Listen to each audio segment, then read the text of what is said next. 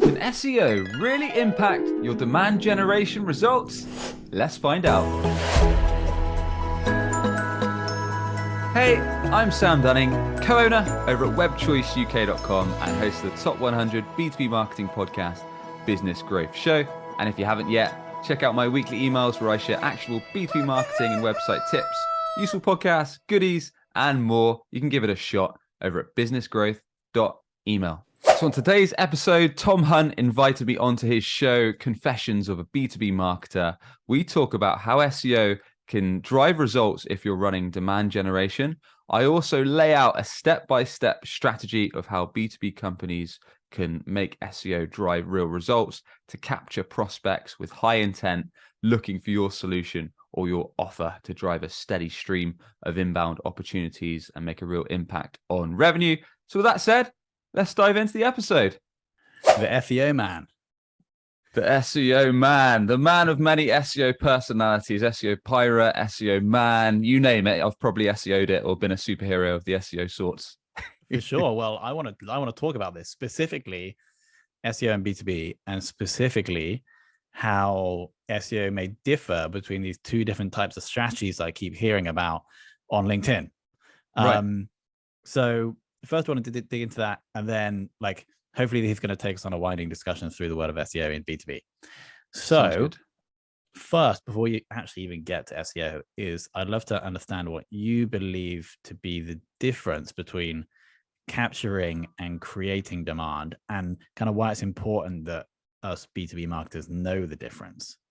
Yeah. I think it's a really important topic as well, because in the B2B space right now, from my end anyway, Tom, feel free to tell me if you see differently, but if I just scroll on my LinkedIn feed, I'm connected to a whole bunch of B2B SaaS, B2B marketers, B2B leaders, you name it.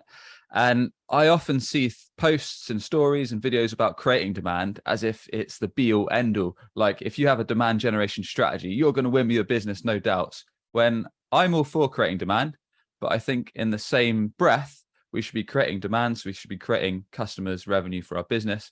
But why not capture the demand that's already out there, i.e. capturing people that are in the market right here, right now. They want to buy your stuff, whether that's a service, a product.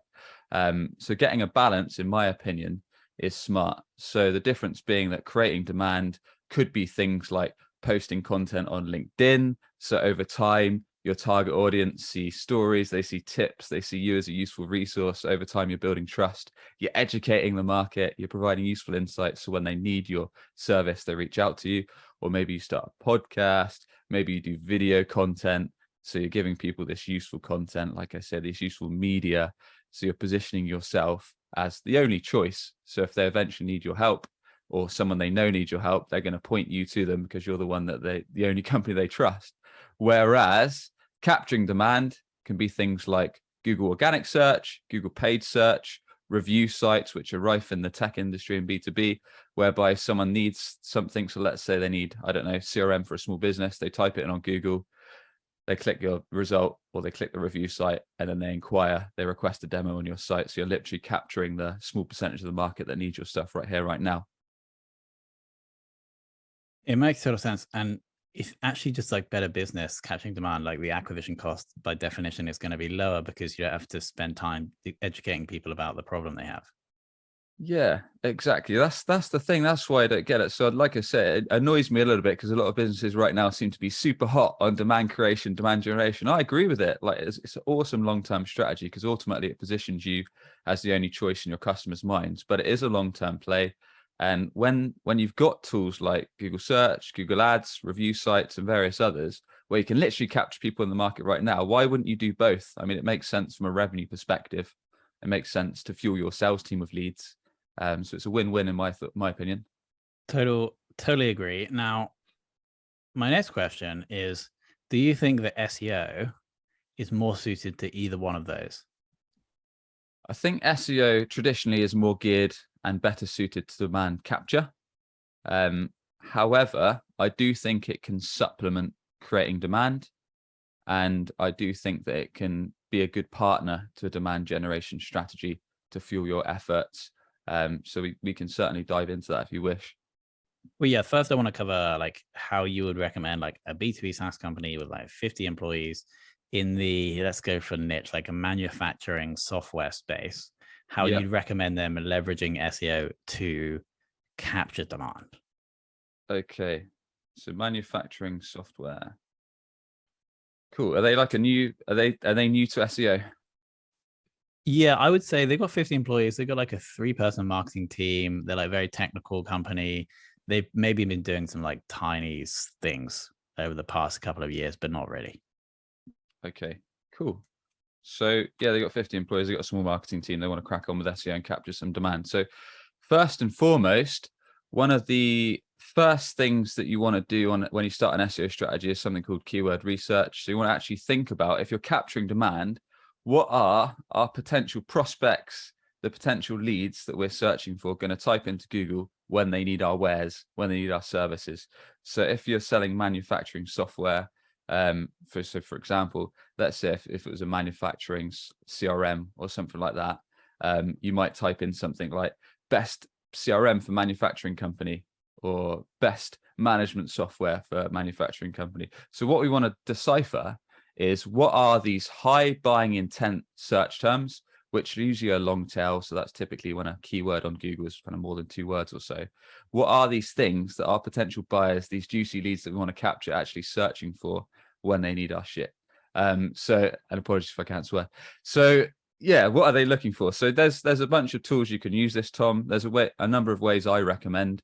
So you can use tools like Neil Patel's got a tool called Uber Suggest, which I think has got a free version. Ahrefs, SEMrush. They're a sponsor of the show, so we're gonna say Oh, there you yes go. to Ahrefs. Cheeky plug. So you can use these kind of tools where you can type in keywords around your industry, and you can get details like how much traffic do they get, what are the competitors, what are they up to in the industry, and you can get insights around how worthwhile these search terms are going after. And a few things to consider when you're doing this is, number of traffic isn't always the be all and end all. Just because a search term has a ton of traffic doesn't necessarily mean it's good.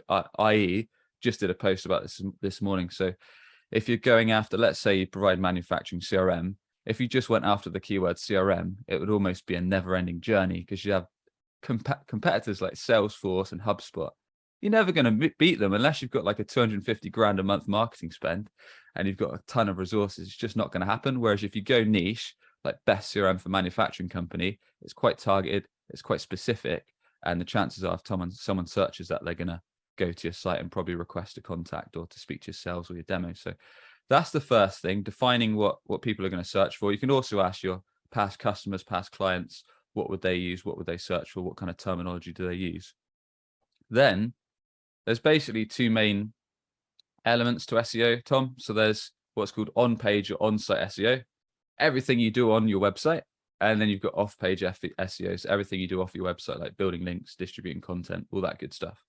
So if you want your SEO to capture demand, it's important that you've got a decent website. So a website that, for example, loads fast, is clear in its messaging, so it clearly summarizes what you do, how you help, guides people to get in touch with clear and consistent call to actions like book a call, request a demo, etc.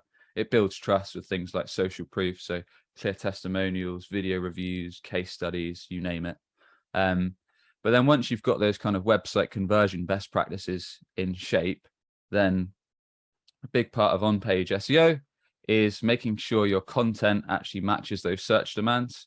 So if someone's searching for like best manufacturing software and they kind of want to get a demo, they might go to your homepage, or they might go to a product specific page where it gives them like the inside scoop on a specific feature or a specific benefit of your manufacturing software, your manufacturing CRM, whatever we're selling.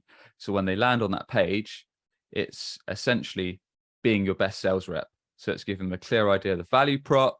It's answering any common questions they have. So frequent questions that you can leverage maybe on that page from sales calls. Maybe it's got a video summary. Maybe it's got a nice infographic. Maybe it's got a video review, and then it's got a clear call to action to request the next step. So yeah, making sure your content actually is in line with the search terms that you want to find, and it's giving people the most useful, the most beneficial information. One thing you can do on this, quick tip, is if you Google one of the search terms that you're going after, look at what your competitors are doing on their information pages and try and do the skyscraper technique. So one up them in all areas. So if they've done, I don't know, 2,000 words, try and think, well, that's okay. We can add more insights here. We can answer more questions. We can use this unique data stat point or these unique demographics or this quiz or this survey where these unique insights that we can leverage. So look for all angles that you can beat your competitors on the search term. And then there's something called technical SEO. So this comes down to things like Core Web Vitals update with Google. So things like page speed, making sure that your website has a good user experience, so it's nice and easy to navigate. So again, having things like pages for your main services, your features, having a blog, having a resource section, having a news section, making sure your website's easy to navigate on mobile, on desktop and PC, and making sure it's well structured, and also doing technical things like your page titles, your heading tags, your meta descriptions, your image alt tags. So quite a lot there that I've gone through on page SEO. So feel free to kind of quiz me if you wish. How, like, obviously to get inbound search, like over the long term, you need the content to actually like be valuable for the person reading it. Now, going back to our example of the manufacturing company, like the person, I would assume that the people in the marketing team may not have like deep manufacturing experience. So how would you recommend they actually get content that's going to add value to the person, to the potential buyer? Yep. So in terms of that, I guess there's a number of ways to actually make sure your content resonates, it answers questions, all that kind of thing. So you can do interviews with your existing customers, so existing clients, and you can ask them a whole bunch of things. So if there's a specific feature or a specific topic around your manufacturing software, so let's say we are doing manufacturing CRM, so maybe you could ask them things like, why was this useful to you? What prompted you to reach out to us? What are kind of the main features that are most helpful in your day-to-day? What are some of the problems that you faced before you came to our software and how we helped you tackle those? Who would you recommend using it? And you can do these interviews as a podcast, you could do it as a video, then you could transcript it with various software tools that are available out there. So you can leverage that way to actually get those insights, because that way you're actually asking experts. Of course, if you've got people on your team, maybe you've got a technical tool person on your team that you can interview as well, and maybe they can share the more detail, the more nuts and bolts that are a bit less relevant for kind of the day-to-day person, but people that are more technical might want to know.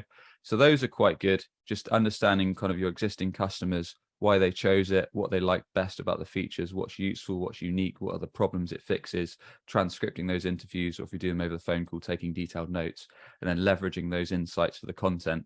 Because typically in the B2B space, usually if people come onto your site, they want answers fast.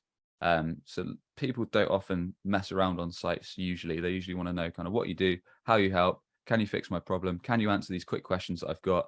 They'll probably flick to your pricing page, and providing that ticks all their boxes, then they're going to request a demo.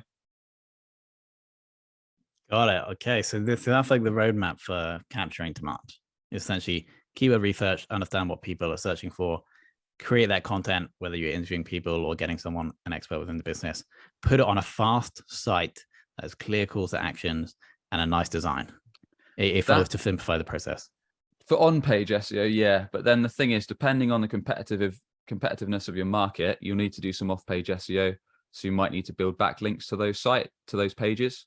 And now, I mean, there's a bunch of free ways you can do that. I mean, you can guest interview on podcasts. You can get the guest to do an article page and then link back to you. You can do guest posts on industry relevant blogs. You can build partnerships with similar companies in your space. So if there's like a complementary company, so let's say you did manufacturing software, maybe there was a company that did a different type of manufacturing software, or a company that did manufacturing media, you could partner up with them to do some content, do some videos, do some podcasts, but put articles on each other's pages and link back. So there's a lot of ways that you can build links for free and that are relatively stress-free. And the thing about backlinks is they boost the authority of your website, and over time they're going to boost your organic rankings for these pages that you actually want to be found and generate the leads for. Makes total sense. Okay, this is like the foundation, isn't it, for our manufacturing company? But let's say the manufacturing company implement this, they start getting some like a nice inbound capture demand, organic traffic, and then they set their demo goals for the next quarter, and it's like double what they got the previous month, just capturing demand. And there doesn't seem to be much more juice in that. How would you recommend that the team that's now grown to 5 people would leverage create like SEO to create more demand? Purely SEO? Let's start with purely SEO. Yeah, sure. So I think, like I said, SEO traditionally is for capturing demand. Now, I believe it can supplement your demand creation strategy. So I'll give you a story here. So 2 or so years ago, when I was looking to start my podcast, Business Growth Show, didn't have a flipping Scooby-Doo, didn't have a clue how to do a podcast. I was nervous as heck, didn't know what the heck I was doing. So I think I searched on Google something like how to start a podcast. Found one of the companies, I can't remember what they were called, to be fair. I think it was like podcast.co or startupodcast.co, whatever. Started consuming their content. They had useful articles, they had videos, they had walkthroughs. They taught me through what microphone to get, what software to use to record the audio to the video, how to edit it, all the things that I needed to learn. And they even kind of set me up on an email nurture sequence. So each day they were giving me useful tools. And over time, I think I subscribed to something of theirs. So it just shows you that I was clueless. I didn't know, at the time, I didn't have the demand to capture. I was in the learning stage. So this company kind of built trust with me from my initial search, fed me the information that I needed, built trust with me by sharing, saying, look, we don't need to sell you right away. Here's all our courses, here's our guides, here's our video walkthroughs. These are the tools you need. This is the hardware, this is the software, and really held my hand through the process and nurtured me. And that started with a Google search. So, and at the same time, if you're doing, what you want to think of on these, what we call top of funnel SEO strategies, is what are the common questions or what are the common frustrations that we get on sales calls with our prospects. If you're not a sales rep, then kind of get some beers, get some coffees, meet up with your sales team and say, look, guys, I want to make a list of the top frustrations we get week in, week out, and the top questions we get week in, week out, and let's create content that addresses that. Because if people are asking it more than once, you know that several other people can have the same question or same objection. So if you've got articles on your website, if you've got videos, you've got podcasts that address these, you know there's real demand there to search, but you know it's higher in the funnel. So people don't necessarily want to buy right now, but they want to learn about it. So they might go to your website, they might search this question, like in my case, how to start a podcast. But in this case, it might be what to consider when investing in manufacturing software, or maybe it's around improving processes. So let's say your CRM improves a certain process in someone's business. So like how to speed up manufacturing times for X. They search that, head to your article, maybe they see a video, maybe they subscribe to your YouTube channel, and then over time they're enjoying your YouTube videos. Over that time, they listen to your podcast too, and you've built so much trust that at that point, then they're ready to speak to sales. So it's that kind of in-between strategy. And some businesses, when they go purely for capturing the demand, when you can consider people higher in the sales funnel that just want to learn a bit more, that you can nurture over time, if that makes sense. Got it. So it's part of this, like part of the buying journey is somebody coming to your site, consuming the content on your site that helps them decide that actually, yeah, they do need to buy this thing. Yeah, because you've been the useful partner, you've been the useful resource, you've educated them, you've shared free tips. And it's a bit like, if you think of LinkedIn organic content, it's a similar post. It's a similar kind of strategy whereby you're kind of posting daily on LinkedIn, you're providing tips, insights, helpful videos, resources. So over time, people might come to you. But if you combine that SEO strategy I just mentioned, and you're also running like LinkedIn ads, trying to nurture people over time, you're sending people to case studies, you're sending people to useful resources. If you do both, and then people constantly are seeing your brand front of mind, you are going to become the only choice. Got it. So apart from like writing the content on your blog, this is for our manufacturing company again, remember the case study, what other things would you recommend them do to create demand? Outside of SEO? Outside of SEO now, yeah. Yeah, so to create demand, I'd probably just steal the strategy that I use for our company, WebChoice. So kind of start an industry podcast if you can, which I'm sure you've talked about a ton, Tom, because this is your space. So whereby you can interview ideal prospects, like ideal fit clients. So if there's like a list of 50 manufacturing companies you want to bring on board as clients, set up interviews with them, invite them on your show, ask them smart questions, build up a relationship with them. And also it gives you really great content that your target audience is going to be interested in. or if there's, again, influencers in your manufacturing category, get those guys on board as well to boost your credibility, boost some press releases, boost some PR. And at the same time, it's going to help your SEO credibility. If you're a B2B manufacturing company, then being on LinkedIn, having your main staff on LinkedIn, posting daily insights, daily tips, daily helpful posts is going to be great. And likewise, you can also consider LinkedIn ads to speed up the distribution and make sure that your content's actually going to the people that you want to see, so your target decision makers. Outside of that, we've talked about LinkedIn, we've talked about LinkedIn ads, we've talked about podcast, video. So again, if you're doing a podcast, you might as well repurpose it for, do the interview on video, chuck it onto YouTube, maybe slice and dice those clips up into snippets. So you've got little promo video clips of each one that you can repurpose, again, chuck those on social. And outside of that, demand creation, webinars is another one. So webinars is along the same vein as podcast, but again, you can either do your own industry insights where you invite on prospects and interview them, or you share your own kind of company ideas and you answer common questions, and you invite like an audience to come on. And there's a lot of repurpose and replay value in terms of turning webinars into podcasts, into video snippets that you can share on social, that you can distribute on paid onto LinkedIn to your target decision makers, and then you can kind of nurture them over time, send them back to your website, send them to case studies, send them to useful items, and build trust. And basically the big point of it is positioning your company as the go-to in your sector. Got it. And now, like, focusing in on your business, did you run that same approach where you were starting with more capture demand and then move to more create demand? And if you could just like walk us through how you've done that, that would be great. Yeah, for our own business. Yeah. So we very much so did. I mean, we've been doing at WebChoice, we were doing SEO for years and years. So we've got like big hitting terms like web development company, page one, and a bunch of other web and SEO terms. So if people search for those, we get a steady flow of leads for our website just through the SEO work. I'm just going to test that, by the way. So keep talking, I'll test. Yeah, web development company, the page one in the UK. So this was long before the days of demand generation, creating demand, and all those buzzwords that we like to see and like to say. So this was back when we just knew SEO was a good way to get leads. So we did that first. Now, whilst that, fast forward a few years, whilst we're doing SEO, moved into kind of some ads again to capture demand. What I thought is my way is not the way you want to follow, by the way, because I started a podcast because I thought it was cool. And I just wanted to initially interview sales and marketing leaders that I wanted to steal ideas, learn from, and basically make myself a better seller and a better marketer.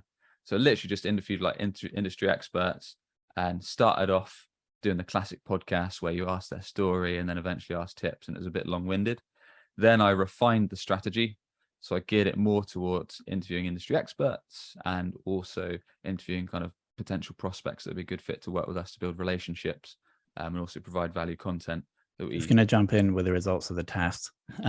You are right. Number 5, and 2 of them above you are like not actual agencies, they're like blog posts or like aggregate. So that's fucking awesome. Number 3, essentially, for web development company in the UK. How has that, like, over time, have you just like slowly climbed up there, or did you like spike up higher and then come down? So I'd love to know that. And then also, what are you doing? Like, are you still like actively trying to improve that ranking? Oh yeah, it's competitive, right? There's a lot of it. As you can imagine, there's like 100K plus web agencies in the UK. If you add on US and Europe, and then some other countries that we rank on, there's tons. So there's always competitors trying to basically get ahead of us, and fair enough, why wouldn't they? So yeah, we do need to keep on top of it. We push out quite a lot of content, we build quite a lot of links, we often audit our site, we check our site's performance all the time in terms of speed, in terms of navigation. We talk to our customers a lot, so we're often asking like ideal clients and customers we work with, like, what do you think could be improved on our site to make it more useful? What's missing? What have you seen on others? So having that, don't want to say growth mindset, but putting your ego to one side and understanding that you're not necessarily your target client and taking that feedback, but also being aware of what your competition's up to, and not sleeping on it. So it's not just one of those things where you can get the rank. Okay, great, let's leave it for a few months. It's especially in our industry, it's something, web and SEO, you've got to be hot on it. So this is a good call to action actually for the listeners, especially in the UK. Google web development company, scroll down to, right now it's 5, could be higher, could be lower. And then click on, the title is top Oh, no, sorry. The title is Web Development Company, UK. The URL is Web Design Choice. Click on that because obviously if we can slightly increase the CTA, that helps with the rankings, right? Yeah, if we can get a bunch of traffic, that's always appreciated. I'm sorry if I interrupted you. I think we were talking about how your journey of like from capture to create demand with. Yeah. So it's basically saying don't follow what I did, because I did a podcast initially for messing around, my own learning and fun, and there's nothing wrong with that, but it wasn't that strategic. And then I realized, look, let's invite industry leaders like marketing experts in our case, because we're kind of B2B marketing show. And basically now we strategized it. So we interview potential prospects, interview marketing experts, and also I do one solo episode a week with a specific website or SEO tip. We record that on video, put it out on the YouTube, slice and dice clips for LinkedIn, and then also put it on the audio podcast for Business Growth Show. So it gives us a mean of content, also gives content for the guests to share and promote. And like I say, builds that relationship with our target audience. So that's one strategy I definitely recommend for B2B companies. And we also did the YouTube. And then another big chunk of it was LinkedIn. So in my case, as I've said on many shows, initially I just thought LinkedIn was a massive CV. And then I thought it was a massive pitch fest. So anyone I connected to, I just pitched saying, buy my stuff. Then I realized that wasn't that effective, and it was a surefire way to get blocked in about 5 minutes. And then kind of started seeing people actually being more of a useful resource. So over time, kind of a couple of years ago, I started taking LinkedIn a bit more seriously. So in my case, the thing with LinkedIn, in my opinion, is clarity. So being niche. So going for one or two things that you want to be remembered for. So what are those one or two things you want to be remembered for? Connect with potential prospects, and then share maybe one daily post around a specific tip, answering a specific question, something useful, something helpful that your target audience can remember you for in your sector. So over time, you're stacking that credibility. And then likewise, just engaging with other people in the feed. So if there's people that's posting similar content or something you can throw your 2 cents in, answer a question or give a different opinion, that helps you get found on LinkedIn as well. And then also gearing your profile as a landing page, so it's nice and easy for people to contact you. So those are some of the key things that we've done to kind of build demand, as well as the other stuff we talked about. Nice. Well, I feel like this is a great resource for like an early stage marketing team who are going to be doing SEO, but then also once they have that capture demand foundation, can move on to other things. So Sam, I want to thank you for sharing that wisdom, and then also thank you for sharing like how you've been doing it at your company. And of course, I think this should be the main call to action, obviously, is Google Web Development Company. If you're in the UK, click on Web Design Choice. But of course, you can find Sam on LinkedIn. And there you have it. I hope this episode's given you a few tips on how SEO can be of use, or maybe a few new ideas to grow your business and revenue. So with that, if you enjoyed it, a quick subscribe on YouTube or rating or review on Apple or Spotify goes a long way. And I shall catch you on the next one. Cheers.